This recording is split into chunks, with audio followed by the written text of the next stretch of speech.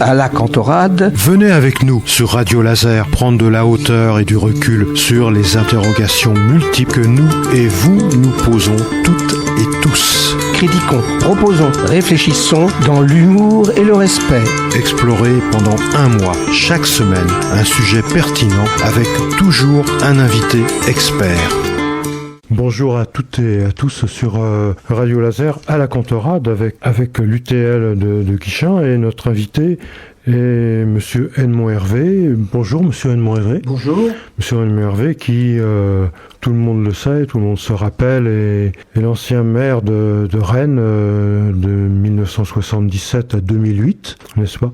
Qui a été sénateur d'une part, qui a été député également, et ceci jusqu'en 2014, je crois, hein, c'est ça? C'est ça. D'accord. Et Jean-Claude Bouillant, président de l'UTL, va être avec nous aussi pour poser quelques questions s'il le souhaite, s'il a le temps. Bonjour à tous.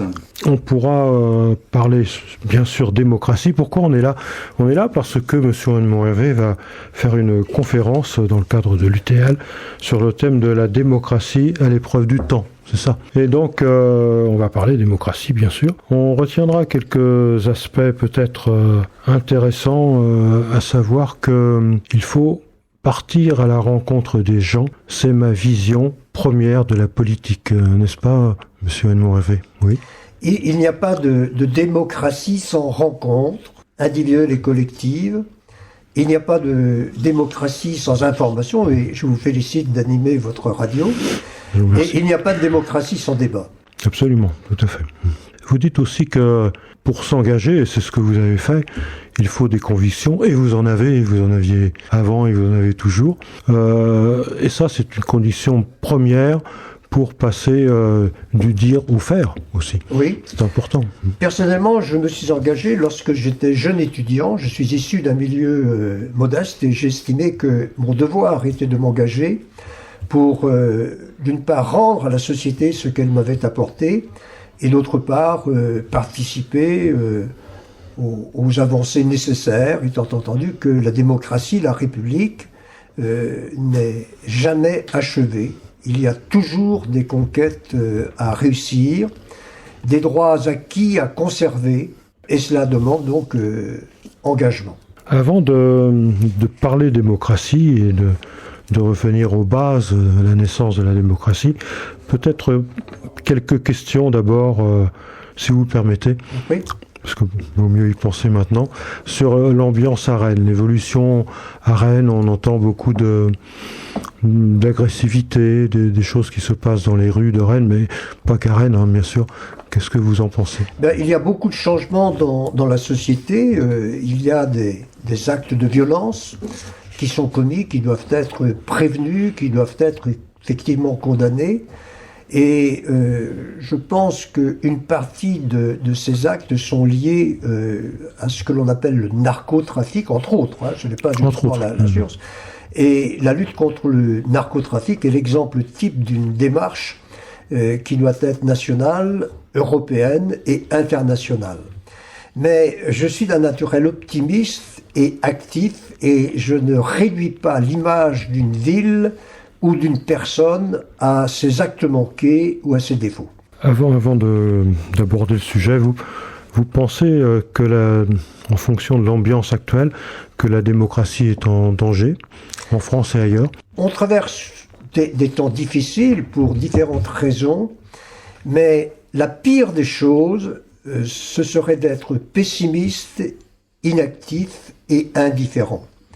Nous sommes les défenseurs de valeurs républicaines, de valeurs démocratiques, et ces valeurs, ces principes ne sont pas des données surnaturelles, elles ne viennent pas de l'extérieur, elles sont en nous, individuellement et collectivement. Il est donc important que des associations, des formations politiques, des institutions, des collectivités s'activent pour faire vivre ces valeurs. Et c'est là que l'on se rend compte de l'importance de l'histoire, parce que l'histoire, c'est tout d'abord la vie de la société. C'est la société qui fait l'histoire, c'est pas l'histoire qui fait la société. Et se penchant sur l'histoire de la société française ou d'autres histoires, nous voyons qu'il y a des avancées et puis il y a eu aussi quelquefois des nuits très noires. Et il faut toujours choisir des voies pour se relever et avancer vers ces lignes d'horizon qui sont notre idéal. Vous qui venez d'un milieu paysan, actuellement on voit des tracteurs un peu sur les autoroutes, dans les rues. Les paysans disent il n'y a pas de pays sans paysans. Comment comprenez-vous cette révolte des paysans actuellement ? C'est une évidence, hein. Et ce que l'on appelle la souveraineté alimentaire, qui est liée avec la qualité alimentaire, sont des nécessités que l'on ne doit pas abandonner. Et personnellement, je suis très attaché, par exemple, à ce que en Bretagne, on maintienne les terres agricoles, les terres rurales, et notamment tout ce qui participe de manière très précise à notre économie laitière. Alors, bien évidemment, il y a le débat sur le Mercosur. Le président de la République est aujourd'hui en Amérique du Sud. Et il est important que les échanges soient égaux et que ce que l'on exige auprès des paysans français, de l'activité agricole française, de l'activité d'élevage, on l'exige aussi lorsqu'il s'agit d'importer d'ailleurs, que ce soit d'Amérique ou d'autres continents. Vous avez été ministre de la Santé dans le passé.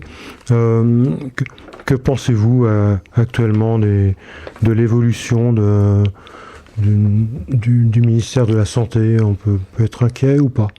Alors, j'ai pour principe de ne jamais me pencher sur les institutions que j'ai fréquentées. D'accord. Il faut savoir que lorsque l'on parle de santé, la santé, c'est un bien culturel, hein. Et il y a des inégalités en matière de santé, inégalités concernant l'espérance de vie, inégalités concernant la situation des personnes, par exemple, en présence de la pollution.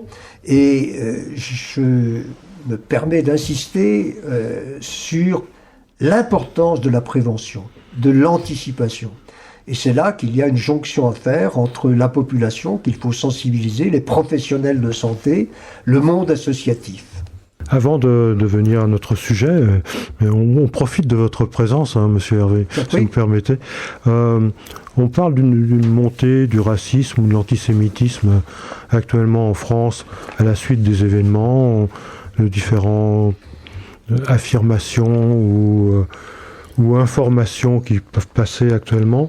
Vous êtes inquiet ? Alors, les actes d'antisémitisme, de racisme sont effectivement en augmentation. Mais ce sur quoi je voudrais insister, c'est que lorsque l'on interroge la population à travers les sondages, on voit que la population, au risque de surprendre vos auditeurs, est beaucoup plus ouverte qu'il y a 10, 15 ou 20 ans. Et il y a un décalage aujourd'hui entre une réalité d'ouverture et d'autre part un discours, parfois politique et médiatique, qui semble aller à l'encontre de cette orientation d'ouverture. Donc optimisme. Optimisme vigilant. Et c'est là que l'on voit la responsabilité, notamment des élus locaux, des élus territoriaux. Il est important que dans leur démarche, ils affichent clairement la volonté démocratique, républicaine, qui doit être la leur. Et lorsque l'on est maire, la lutte contre le racisme, l'antisémitisme, la xénophobie et autres malheurs de ce type doit être très présente et très partagée. Venons-en à la démocratie. Alors, démos, c'est le peuple. Kratéos, c'est le peuple. Et démos, c'est la... Quelles sont vos traductions ? La notion de peuple a tout d'abord différentes approches. C'est le pouvoir du peuple. C'est le pouvoir du peuple. Mais lorsque l'on parle de démocratie, il ne faut jamais la séparer de la République. Qu'est-ce que c'est que la République ? C'est un ensemble de principes, c'est un ensemble de valeurs. Et quand l'on prend une décision, à quelque niveau que ce soit, il faut toujours s'efforcer d'identifier le sens que l'on donne à sa décision. Le sens que l'on donne à sa décision ou à ce que l'on ne décide pas, parce que la non-décision a aussi des conséquences. Et ceci à tous les niveaux. Lorsque vous avez ouvert votre radio, eh bien vous l'avez ouvert parce que vous portez un idéal, pas simplement de communication, pas simplement d'information, mais un idéal de progrès, un idéal de partage des connaissances, et un idéal aussi, comme je vous le disais, de débat, de contradictoire. Quelle définition donnez-vous vous-même de la démocratie, finalement ?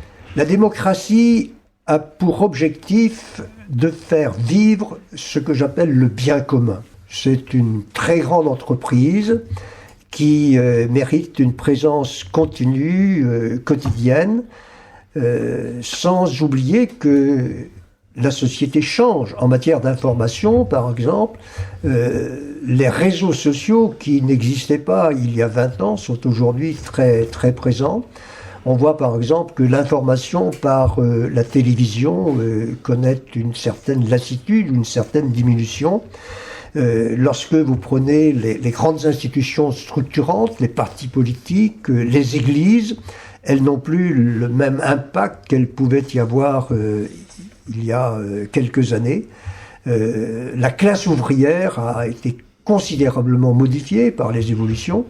Et puis, vous avez les relations internationales. Certains parlent de globalisation, vous voyez, ou de mondialisation. Vous voyez, le Mercosur à nouveau, quoi. Et puis, il faut compter avec Europe, qui ne doit pas être dépendante des aléas électoraux des États-Unis, par exemple. Alors, il est vrai qu'on parle d'une certaine montée, de l'individualisme, mais pourtant, la vie associative est très riche. On voit beaucoup de bénévolat dans les associations. Est-ce que ce n'est pas de l'espoir pour une démocratie dite participative, où les citoyens participeront beaucoup plus, peut-être, je dirais pas à l'élaboration des lois, parce que c'est le rôle normalement du Parlement de le faire, mais seront plus en échange avec les élus? Il est évident que lorsque l'on parle de démocratie, il faut ouvrir des portes. Il faut s'encourager les uns les autres et surtout ne pas placer les temps présents sous le signe du pessimisme, de ce qui ne va pas. Il y a toujours eu des difficultés dans un pays tel que le nôtre, hein, mais indépendamment de ces difficultés, indépendamment aussi des nuits que nous avons connues, je pense au régime de Vichy par exemple, il y a toujours un surgissement qu'il faut entretenir, et il faut aussi, dans l'optique que je viens d'évoquer, se défaire des idées fausses, combattre les fausses doctrines, et combattre aussi les discours et les attitudes de désespérance. C'est vrai qu'on voit aussi beaucoup de fake news qui circulent ici et là, et que par les réseaux sociaux, parfois les jeunes peuvent... et les moins jeunes aussi, peuvent être tout à fait influencés et finalement s'écarter de concepts démocratiques. C'est vrai, c'est la raison pour laquelle, tout en n'étant pas un spécialiste du droit de l'information et des réseaux sociaux, je considère que la législation qui intéresse la presse écrite devrait s'appliquer aux réseaux sociaux.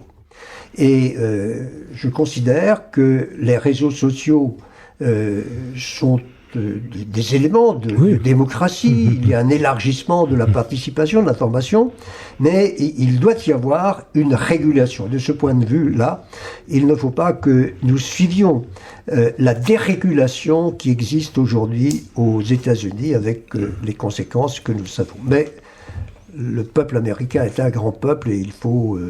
lui laisser la chance de l'espérance. C'est vrai que nous avons tous suivi les élections américaines et en tous les cas, les choses se passent là-bas aux États-Unis, que l'on approuve ou pas. Hein, oui. C'est pour ça que la démocratie européenne, la souveraineté européenne est pour moi essentielle et c'est le grand sujet. Une démocratie, une souveraineté européenne qui doit intéresser l'économie, qui doit intéresser la culture et qui doit intéresser la défense. On le voit avec ce qui se passe en Ukraine. Vous pensez que l'Europe est une chance pour la démocratie sur notre continent ? Je considère que l'Europe est une chance, sa naissance a été une chance, et je considère aussi que l'Europe n'avance que grâce aux crises qu'elle est susceptible de surmonter. Vous voyez par exemple Covid, lorsque le Covid s'est installé, l'Europe a lancé un grand emprunt, c'était une nouveauté, et j'espère que cette nouveauté sera reproduite dans d'autres domaines. Dans d'autres circonstances, Voilà. Éventuellement. Je crois que nous avons fini notre entretien, et finalement vous venez de conclure, et moi je retiens ce mot espérance qui est essentiel. Oui. Si l'on n'espère pas, comment entreprendre si on n'espère pas? Voilà, si on estime que le futur est définitivement écrit, qu'il n'y a rien à faire, on verse dans une forme d'anéantissement que personnellement je n'accepte pas. On vous remercie beaucoup. Merci beaucoup, et Monsieur Rémy. toutes mes salutations à vos auditeurs, et mes félicitations à celles et ceux qui entretiennent cette radio et qui l'ont créée. Merci, on était très heureux de vous recevoir et de voir que vous continuez à agir et à suivre l'actualité avec beaucoup d'attention. Merci. Merci. Au revoir à toutes et à tous. Au revoir, monsieur Hervé. Au revoir.